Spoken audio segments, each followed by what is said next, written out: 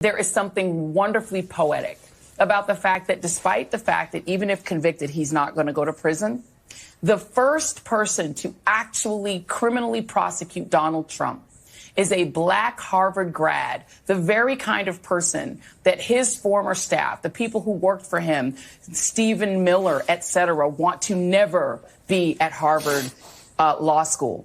But he was. And he came out and graduated. He's prosecuting you, Donald. And a black woman is doing that same exact thing in Georgia.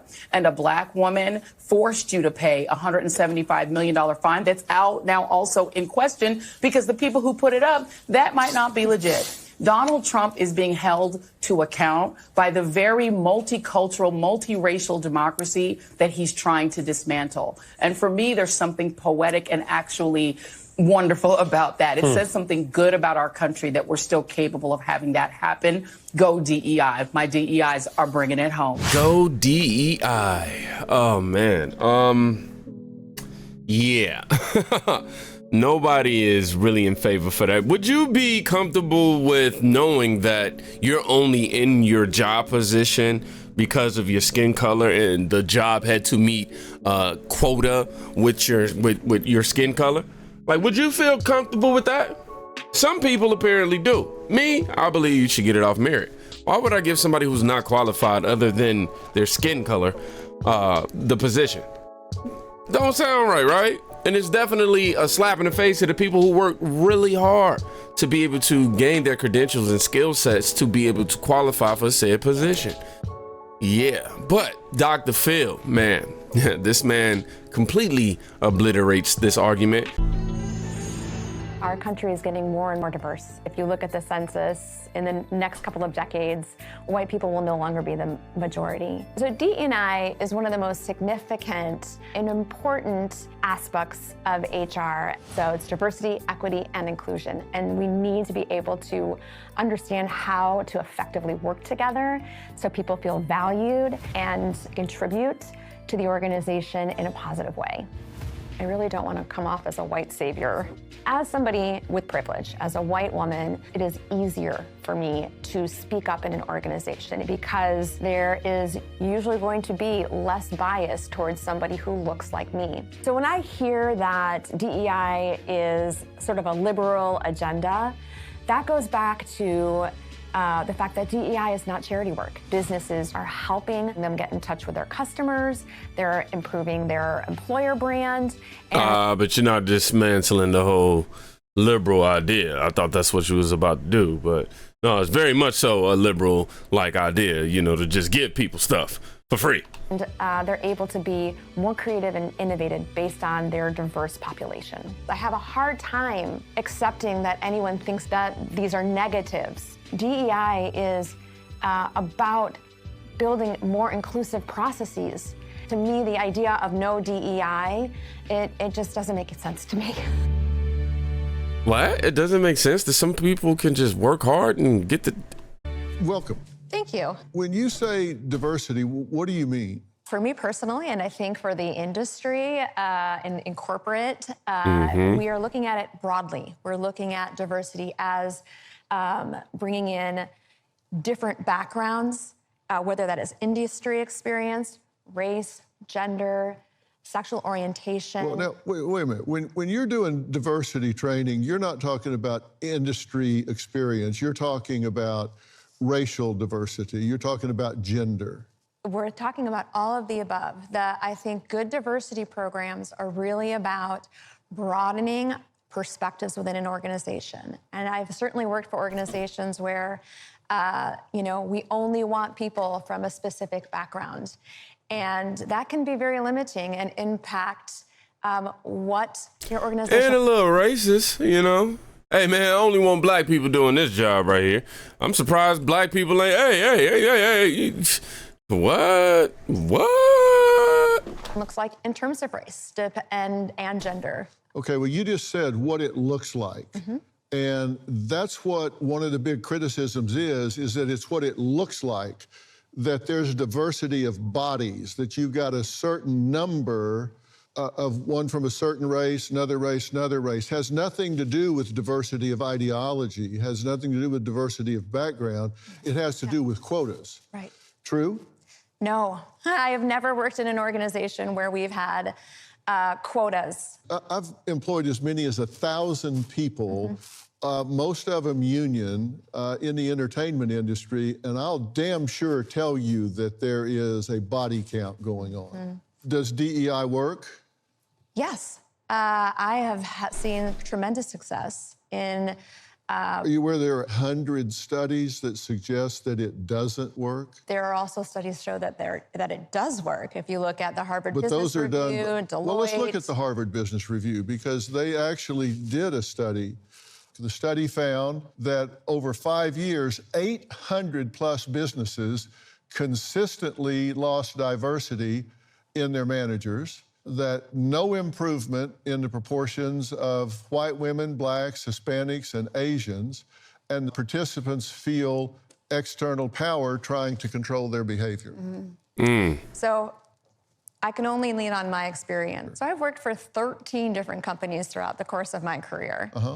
And what I have seen is that employee engagement increases, employees care about diversity programs, candidates care. I'm coming from a recruiting background. Candidates ask about diversity, equity, and inclusion.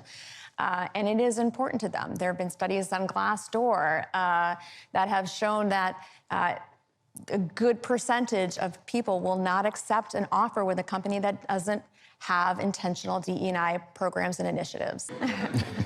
Right. Talk to me, Pastor. Okay, so Preach on, brother. yeah. Well, a few things. If DEI works anywhere, it has to work everywhere. Let me tell you where DEI does not work. The NBA and the NFL. Where are the Asian, Latino, and Hispanic basketball and football players? Where are the black guys in the National Hockey League? Those businesses are performance-based. It really comes down to, Dr. Phil, the issue of justice. And if you really want to go deep to the heart of this, and when I say that DEI treats the symptom but not the sickness, America is in a new civil war right now. The first civil war was the North versus the South. The new civil war is a war of ideologies concerning justice.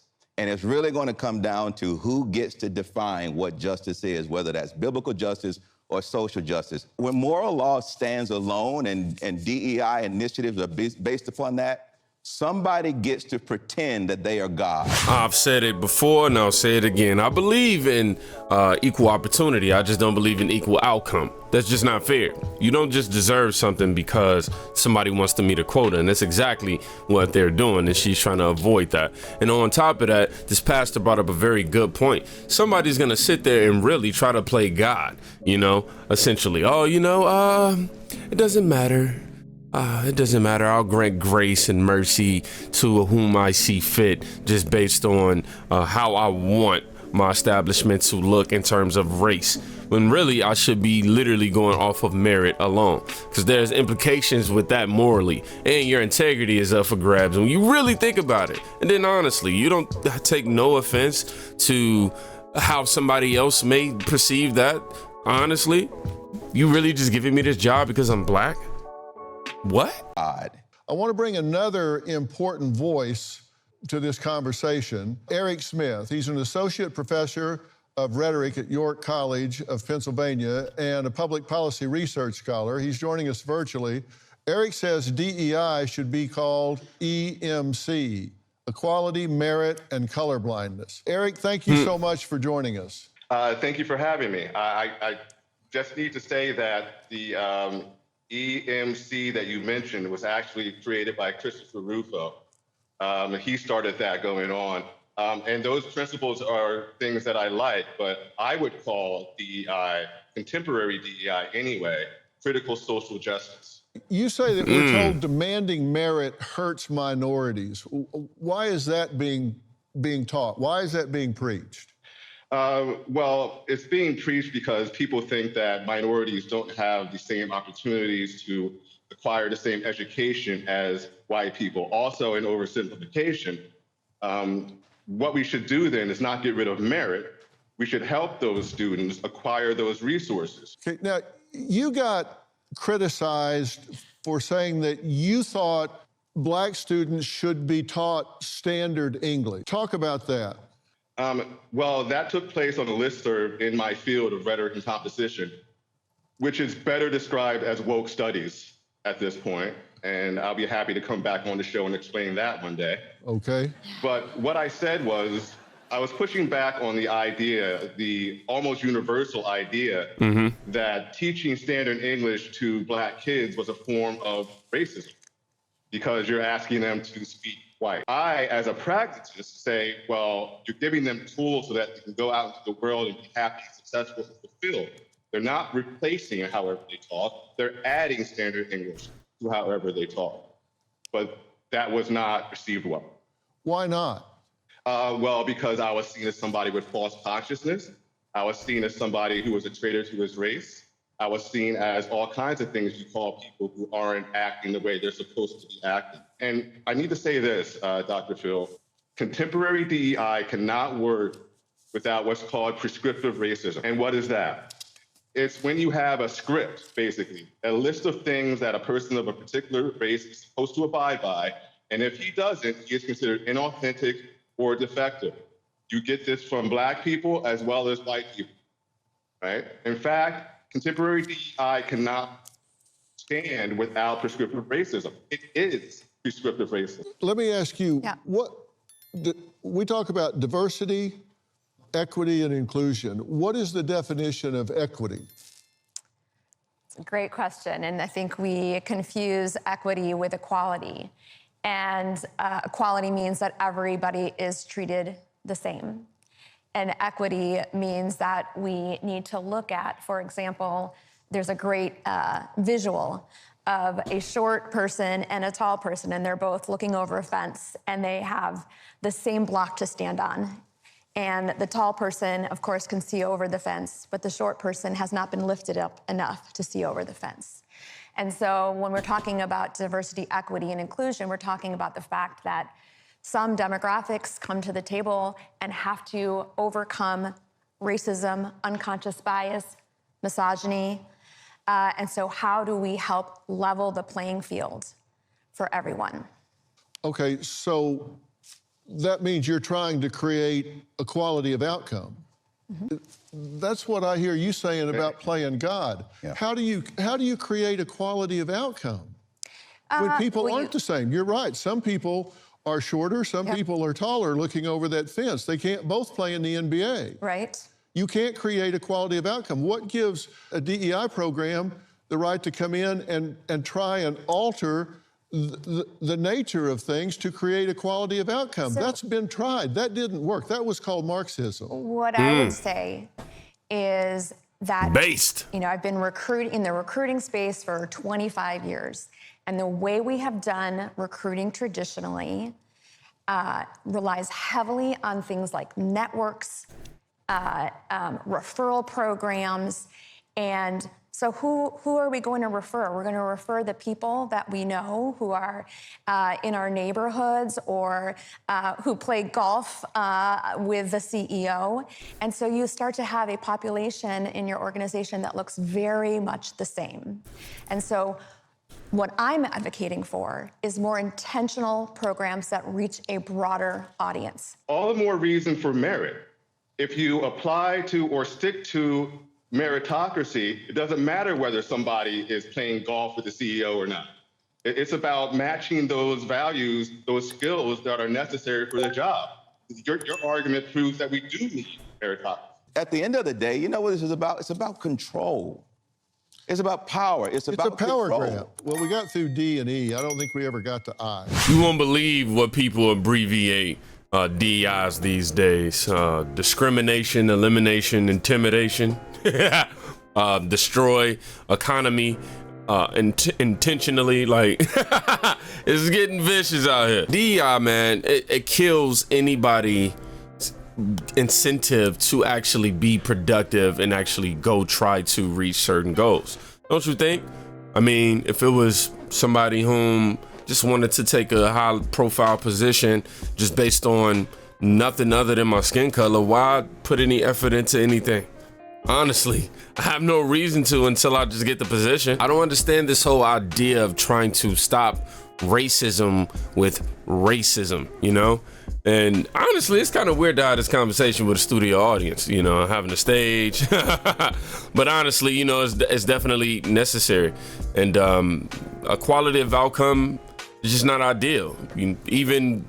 Even field goals, is that not Marxism? You know what I'm saying? Like, honestly. So for me, I don't think it's about leveling the playing field, essentially. I feel like each individual is responsible for making the best use of their gifts and their talents the best way that they possibly can.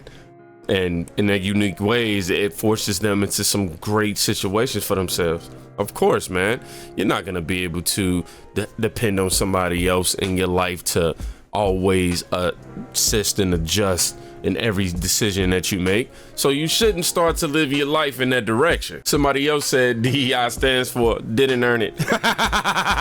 But for real, I do want to say that even though I don't believe in DEI, that doesn't mean that I don't believe in correcting wrongs and making sure that everybody has equal opportunity. I'm all for that, but equal outcome is definitely not the ideal playing field. It's actually quite demeaning on both ends, if you really want to get to the heart of it all. And these days, a lot of people don't even believe in it, but they go along with it simply because a lot of times it's within the company values, you know what I mean? And they ain't trying to lose their job. And for that reason, in this biodynamic era, I go, all right, I understand right now you can't afford to lose the gig. But, you know, if the boy Trump get back in that thing, I'm like, hey, man, what you waiting for, man? We don't use common sense these days. As you starting to see it more and more every day. It's weird. And another point that was made in this video is you will have to discriminate against people to create equality of outcome, equal outcomes. You will have to. And that's a really great point right there. Because again, remember when I said it's amazing how they're trying to defeat racism with race being racist? That's what I mean right there. Like, somebody's still gonna be at a disadvantage for that, and you're doing the exact thing that you're working against. And another thing, why the hell does sexual preference matter in the workplace? Like, or why do people care about that? You gotta understand, in America, when we waking up with chance and opportunity, we are expected to contribute and to society, but we have to do that on our own merit. And I believe that to be most effective when it comes to the workspace. Most Americans definitely believe that you advance on merit, expertise, and experience when you leveling up in the corporate world. So for those who haven't achieved it yet, I believe that we should definitely help them, but why would we want to hand anybody anything? Honestly, help them, but why would I want to sit there and just keep giving handouts? Or why would you want a handout? I believe in working hard, man. You have to. I tell you what, I'm sure she got a bunch of lovely cats at home.